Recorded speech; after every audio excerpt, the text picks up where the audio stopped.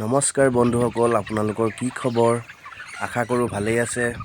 আকৌ এবাৰ আপোনালোকৰ আগত নতুন ভিডিঅ' এটা প্ৰস্তুত কৰিছোঁ। আশা কৰোঁ চাই আপোনালোকে ভাল পাব। আচলতে ভিডিঅ'টো যোৱাকালিৰে ভিডিঅ'টো আপলোড দিয়া নহৈছিলে।